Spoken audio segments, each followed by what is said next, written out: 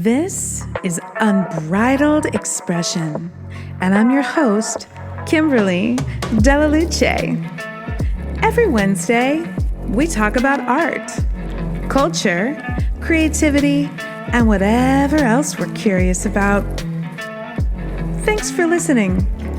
And if you like it, please do subscribe and share. Hello, everyone. This is Kymberlee. Today's show is going to be poppin' about poetry, and I'm excited to share. So it's all poetry today, and it's not all poetry. It's poetry and feminism, feminist poetry, I guess I would say. I was very inspired by the final closing episode of Dickinson last week, and saw so much of myself in her, especially on the last show. She's talking to the flowers and talking to the bees and just really connected, and my favorite people are connected that way, including myself. Yeah, I said it. I like that about myself. And I love it when people feel and express their connection to the life around them. And so often the people that do that in my life are not just women, but people who are very connected to the feminine, to the all-encompassing, sort of juicy, flowing aspects of life, the eminent, the indwelling parts of life. And the poetry that I love tends to be connected in that way as well. So that's why poetry, inspiration.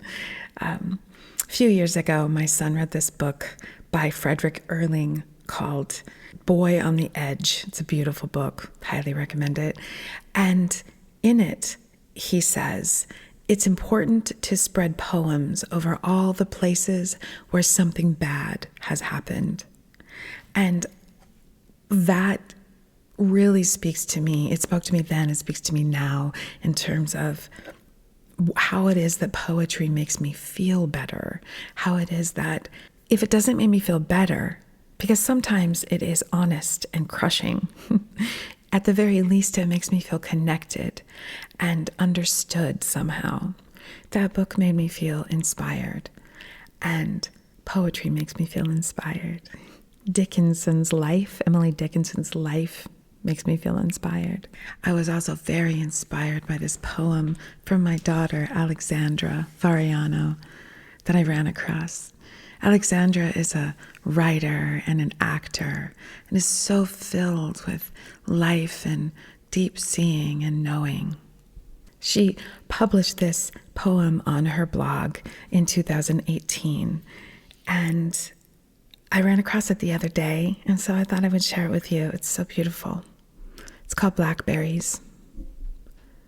We rode off the beaten path, as we tend to do, looking for nothing but peace and freedom from the bumpy road.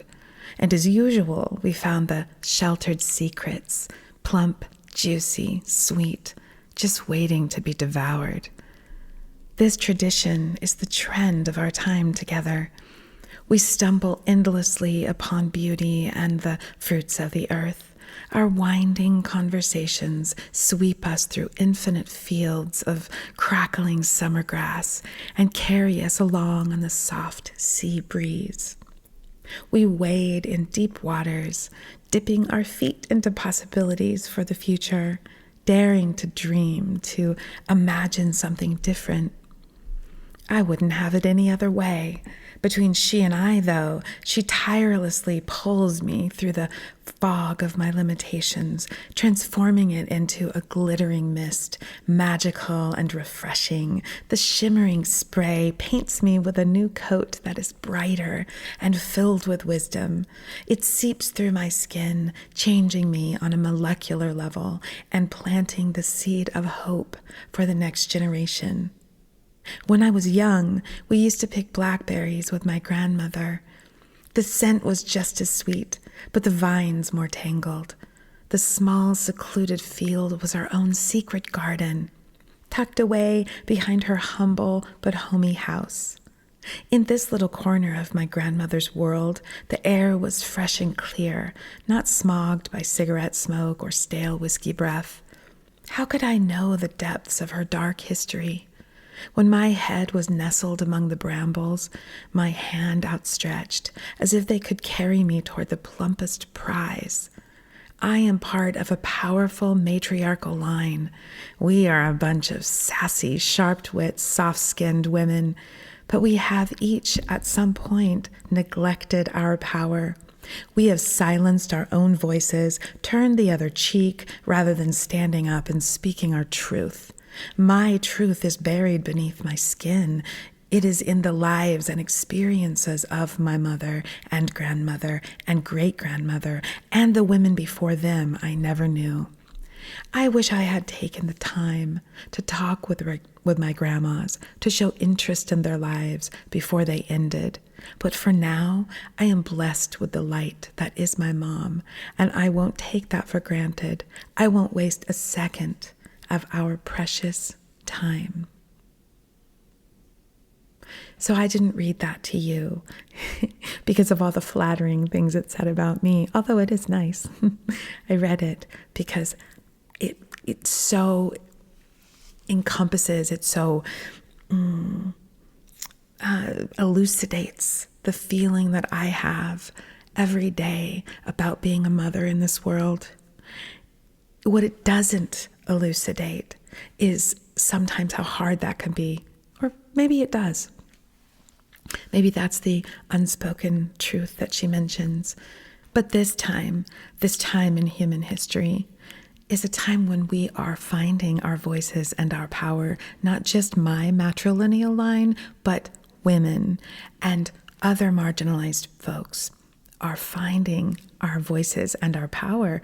And it is gut-wrenching some days, and it's liberating and empowering other days, you know?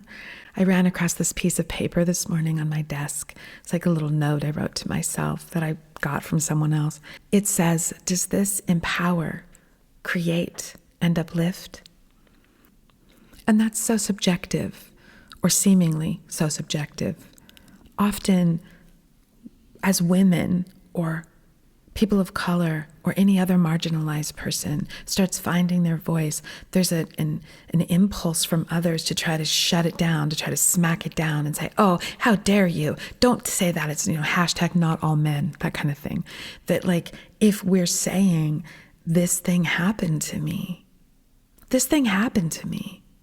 then the person that was responsible for making it happen wants to deny the truth of it because they, and let's face it, often he, doesn't want to acknowledge it, doesn't want to acknowledge that that's what happened, doesn't want to acknowledge the pain that perhaps he caused or they caused. And so if I'm speaking my truth, if my daughter is speaking her truth, if any poet anywhere feels that they have to hide their truth or sort of obfuscate their truth within words, metaphors, so that it's more palatable for other people, that's okay.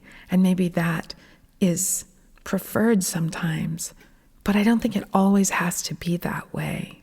I think that we're at a time when our words, whatever they are, we know they have power, and we know that we can push through and create positive change because of those words. I love that poet Muriel Rukeyser writes, "What would happen if one woman told the truth about her life? The world would split open." So let's talk about the truth of a mother's life.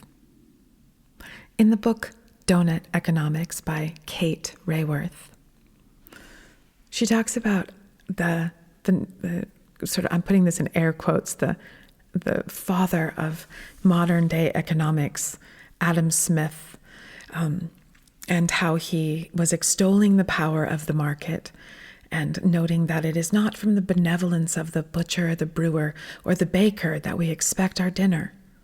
But he forgot to mention the benevolence of his mother, Margaret Douglas, who had raised her boy alone from birth. Single mom, big ups for Margaret Douglas. the mother of Adam Smith, who had raised her boy alone from birth. Smith never married, so he had no wife to rely upon, nor children of his own to raise. So at the age of 43, he began to write his opus, The Wealth of Nations. He moved back in with his cherished old mum, from whom he could expect his dinner every day. But her role in it all never got a mention in his economic theory, and it subsequently remained invisible for centuries. As a result, mainstream economic theory is obsessed with the productivity of waged labor, while skipping right over the unpaid work that makes it all possible, as feminist economists have made clear for decades. So that's a really good jumping off point. Or maybe just a really good connecting point for the overall conversation that we're having on this podcast about the way that art is reflecting culture, but maybe it's not always reflecting the full spectrum of culture. That's what I loved about Dickinson, that it showed the way that the mother was obsessed with, doing the housework, and how that's where she got so much of her sense of worth.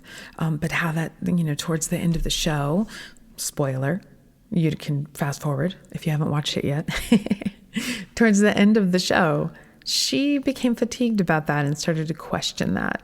And there were a lot of questions being asked in this show, including the way that Thoreau, when he was, writing Walden Pond, had a similar experience of having, supposedly he was off in a cabin by a lake writing his beautiful work and thinking his deep, deep thoughts, while his mother and his sister would do his laundry and bring him food.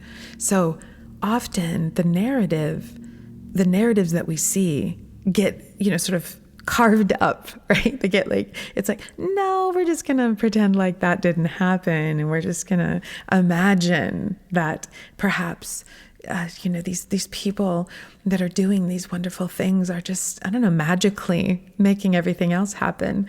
I don't know what everyone thought Thoreau was eating, but, it's not like he was talking about the contributions of the women in his family who were helping him. And that's a real problem. And it's okay to talk about it, right?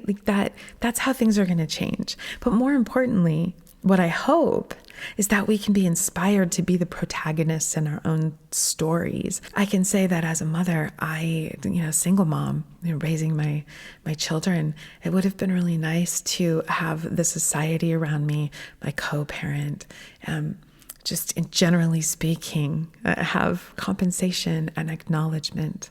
Instead of derision, which is something that especially single mothers get, or just, just being ignored. That is if we can't see ourselves in the stories around us, then we feel like we don't matter. And that's just not true. We absolutely matter. We are not here to be the supporting cast in the lives of all the men and their heroes' journeys. That is not, at least that's not what I am here for. And I'm imagining, if you are listening to this podcast, you might feel the same way. And if you don't feel that way, please allow me to plant that seed of a question. What would it look like for your life to be, for you to feel seen and understood? This morning, my daughter gave me a thank you for the smallest little thing that I had done. And I realized that it just, in that moment, it sort of healed something that, her thanking me for making a phone call about something healed the times when I've done all of the emotional labor and all of this behind the scenes work, not only without compensation, but also without recognition. And this time in my life seems to be bringing me more of that kind of recognition. Little bit by little bit, feels really good. And so if you're not getting that in your life, I hope that you find your way to it. That's my wish for you. It's always my wish that people feel seen in their wholeness for how they wish to be seen for their contributions, for their unique spark in the world. That to me is the most amazing feeling in the world, to have someone really see what you're doing. And I mean, certainly we can do that for ourselves, but we also kind of need it from others. At least I do. Let's also talk just for a moment about value as it relates to women and women's art. In Michael Findley's book, The Value of Art, he says, like currency, the commercial value of art is based on collective intentionality. There is no intrinsic objective value, no more than that of $100 bill. Human stipulation and declaration create and sustain the commercial value. He also says, all works of art have the potential for commercial value, social value, and essential value, but none of those values are constant. All are enhanced or diminished by the fluctuating mores and tastes of different times and cultures. So, okay, great, Michael Findley. I'm sure that's true. I do like to argue these kinds of points, of course, because there's a context that's often missing when we talk about value. And sexism and misogyny are problematic as it relates to anything that comes from a woman being valued. Now, I'm not the only person to talk about this, but I am talking about it right now. How often do we see that, any story being told, especially stories for young people, so often it's not just for young people, what am I saying? How often do we see stories being told where the main character is a man or a boy, and all the supporting characters are, people of color or women or the moms or whatever it is. Even someone like, Billie Eilish, when I watched her, first of all, please know that I love Billie Eilish. This isn't about Billie Eilish. It is about the way that when I watched the documentary of her sort of up and coming on Apple earlier this year, they were following her around on her tour. And you could see her, so she was homeschooled. You could see her family with her there. And you could see how fatigued her mother was. And why could I see that? Because I've experienced it. Mothers get used in families and by society as free labor. And we're expected to do the bake sales and, cart kids around, be the taxi driver.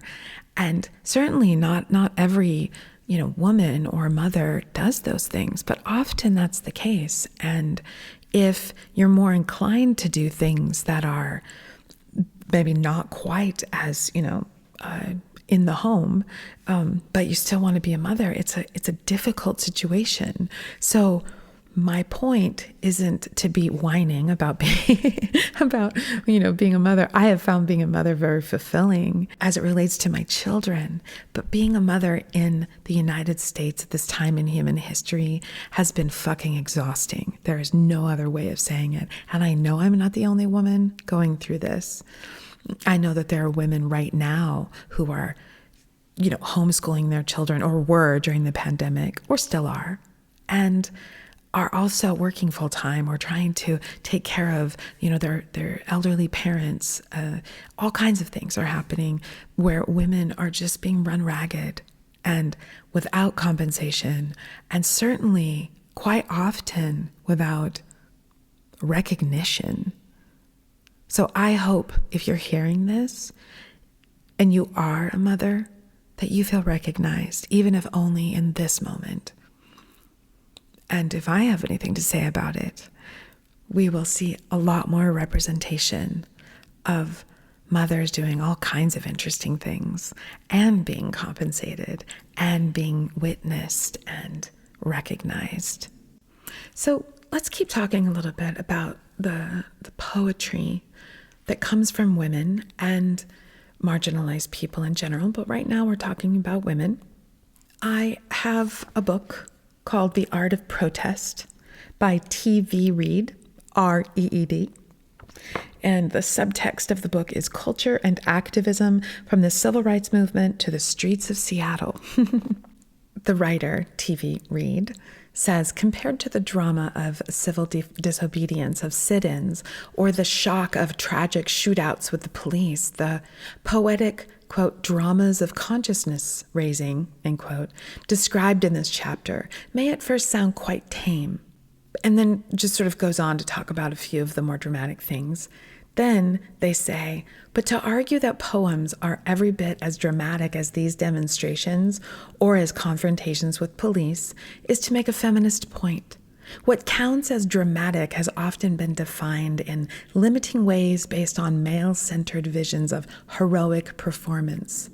If the goal is to change the world, there is reason to believe that publicly performed or privately read poems have been a force as powerful as any other. I read that to you as an encouragement, as an invitation to create your poetry, to write your poetry, to read your poetry, to share your poetry, to create poetry readings, to immerse yourself in your own creative process. It is a delight to behold what comes from within you.